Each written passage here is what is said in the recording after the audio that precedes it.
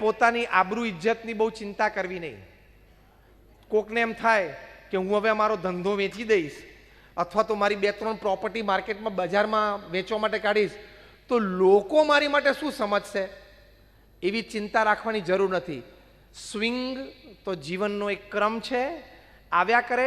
પ્રેમથી કહેવું કે હા અત્યારે જરા ધંધામાં તકલીફ છે પણ સાનુકૂળતા માટે મેં એક પ્રોપર્ટી બહાર કાઢી છે, એમાં તમે કાંઈ ખોટું નથી કરતા, નથિંગ રોંગ.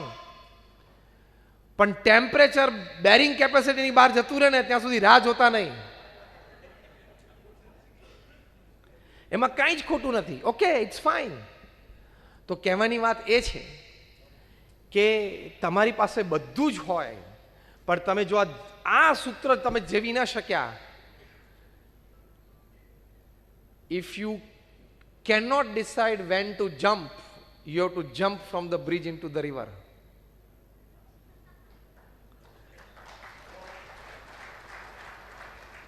હવે સમજી જજો આમાંથી. તમને ક્યારે જમ્પ આઉટ થવું જો ટેમ્પરેચર વધ્યું ને ખ્યાલ ના આવે તો પછી બ્રિજ ઉપરથી નદીમાં કૂદકો મારવો પડે છે. અને જ્યારે તમને ખબર છે કે તમારા જે જૂના આઉટલેટ્સમાં એટ પાર નથી આવતું, એમાં તમારે દર મહિને 35-40 હજાર 70 હજાર નાખવા પડે છે, તો શું કામ નવા આઉટલેટ ઓપન કરો છો? ખાલી દુનિયાને કહેવા માટે કે મારા 2500 આઉટલેટ ઇન્ડિયામાં છે, બસ એ કહેવા માટે, એક વાક્ય માટે. પણ એક વાક્ય નીચે તારી ઊંઘ હરામ થાય છે, તારો જીવ કોચવાય છે, તારું ફેમિલી ટેન્શનમાં રહે છે, તારો ધંધો જોખમમાં છે, તારી જાન જોખમમાં છે. He just wanted to tell કે I have 2500 outlets all over the country. એટલું કહેવા માટે આટલું 14,000 કરોડ રૂપિયાની એસેટ્સ હોય અને 7,000 કરોડના દેવા પાછળ આવી કોઈ ઘટના બની જાય, એ લેશ માત્ર ઈચ્છનીય તો નથી જ અને થવું જ ના જોઈએ. તો ઇન શોર્ટ એક વાક્યમાં સમજી લાવો કે 25 રૂપિયાનું દેવું હોય ને 100 રૂપિયા એટલે તાત્કાલિક પહેલું કામ શું કરવાનું?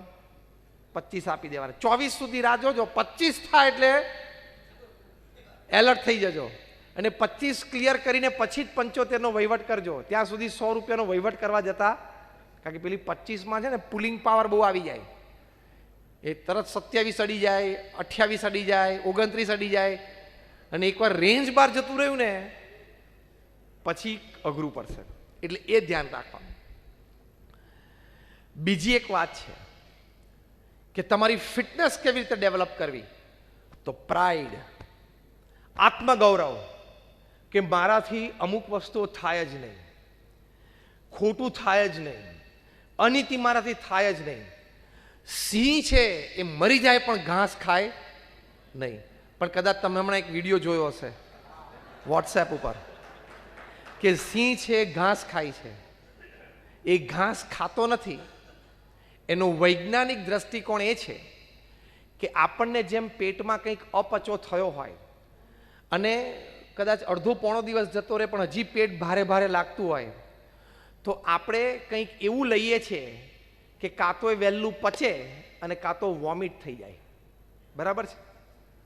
ઘણી વખત પેટમાં એટલી બધી ગરબડ હોય ને તો આપણે એમેટિક લઈએ છીએ, એટલે શું? ઉલટીની દવા. એ તમને ઉલટી કરાવી જાય ને તો તમને આમ એકવાર આમ ખેંચી જાય પેટ, પણ પછી રાહત થઈ જાય. બરાબર છે? સિંહ માટે છે ને ઘાસ છે ને એ આ પ્રક્રિયા છે. પેટમાં ગરબડ હોય ને તો એ ઘાસ નાખે એટલે એનું બોડી રિજેક્ટ જ કરે કે આ મારું ખોરાક જ નથી, છતાંય ફોર્સથી નાખે ને એટલે બીજો અંદર જે અપચો ખોરાક હોય ને એને લઈને બહાર નીકળી જાય. કહેવત ખોટી નથી. હા, આવા કોઈક વિડીયો જોવો એટલે માની નહીં લેવાની.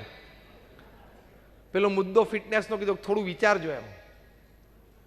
ના ના કે મેં સિંહને ઘાસ ખાતા જોયો હતો, પણ જોયો તો વાત સાચી હતી પણ હેતુઓ આ હોય. This is scientific. એટલે આત્મગૌરવ કે મારાથી આ ખોટું થાય જ નહીં, હું આ કરી જ ના શકું. ફ્રાન્સના રાજા હતા કિંગ લુઈ. ઘટનાઓ તો ઘણી બધી બની એમના જીવનમાં અને પછી રાજાશાહીમાંથી ફ્રાન્સ છે લોકશાહી દેશ બન્યો.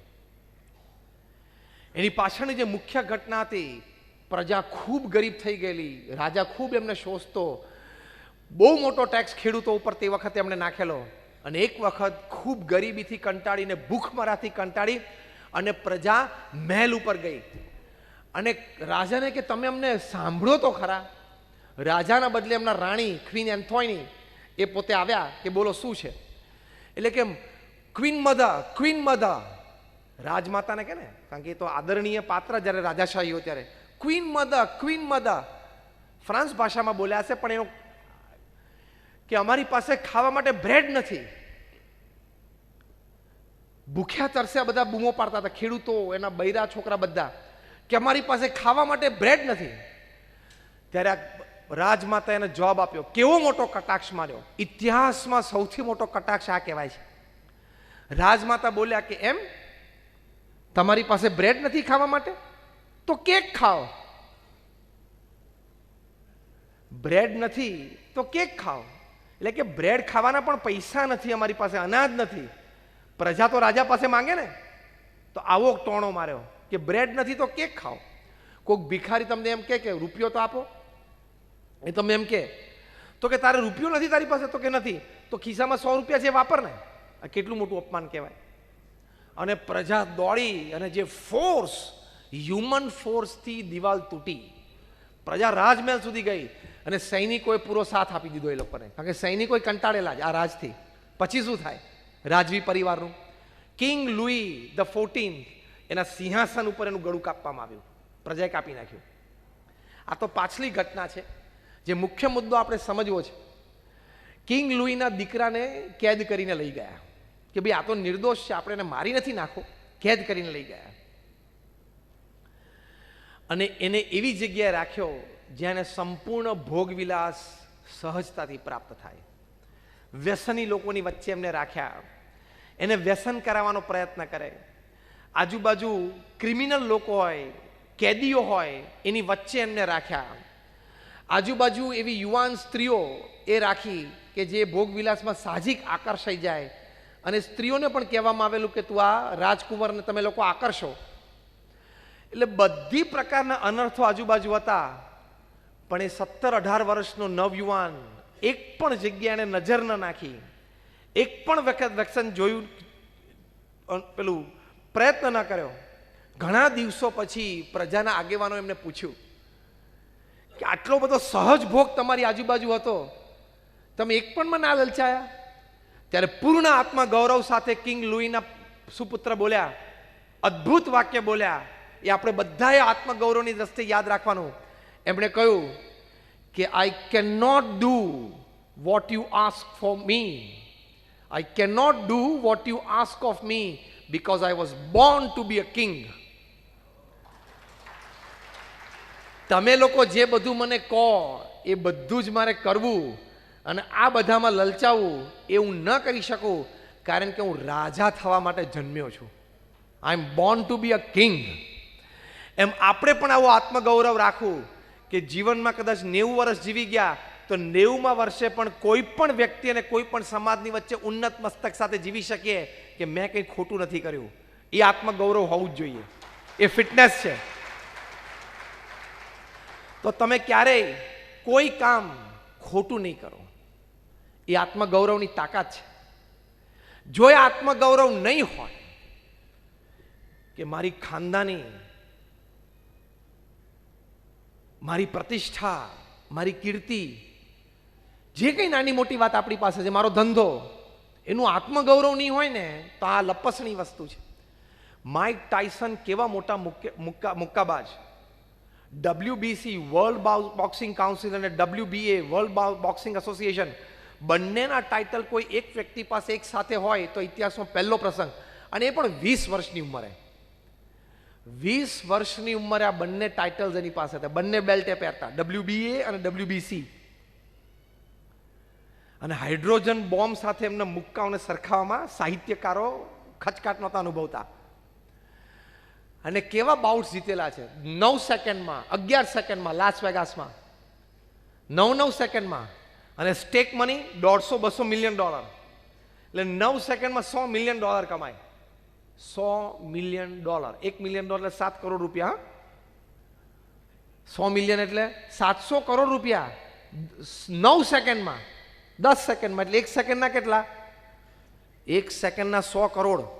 100 કરોડ, 100 કરોડ 100 કરોડ, પેલું પેન્ડુલમ મળે ને વોલ ક્લોકનું. પણ આત્મગૌરવ ચૂક્યા કે હું ક્યાં છું, કયા દરજ્જા ઉપર છું, મારે શું બોલાય, શું કરાય, શું જોવાય, શું ન કરાય, એ વિવેક ચૂકી ગયા. તો શું પરિસ્થિતિ આવી? ન્યૂઝપેપર રિપોર્ટ્સ પ્રમાણે કોઈ મોડલ સાથે એમને બળાત્કાર એટલે રેપનો પ્રસંગ બની ગયો. એરેસ્ટ થયા અને 3 વર્ષ જેલમાં ગયા. 3 વર્ષ તમે જેલમાં રહો એટલે તમારો કોન્ફિડન્સ, વિલ પાવર લેવલ કેટલો નીચો જતો રહે. ગમે તેવો માણસ તૂટી જાય, ગમે તેવો માણસ ખલાસ થઈ જાય. તમે ગમે તે ના હો, 5-6 દિવસ તમે સીબીઆઈમાં રહો અને હવે આ સપ્ટેમ્બરની 23-24 તારીખ સુધી તમે તિહારમાં રહો, ગમે તેનું માણસનું જીગર તૂટી જાય. એકવાર તો છાતી ઉપર ઘા આવી જ જાય. ગમે તેવી વ્યક્તિઓને ગમે તેવી પદવી અને ગમે તેવી મોટી સત્તા એને ભોગવી હોય, એકવાર તો જીગર તમારું તૂટી જ જાય.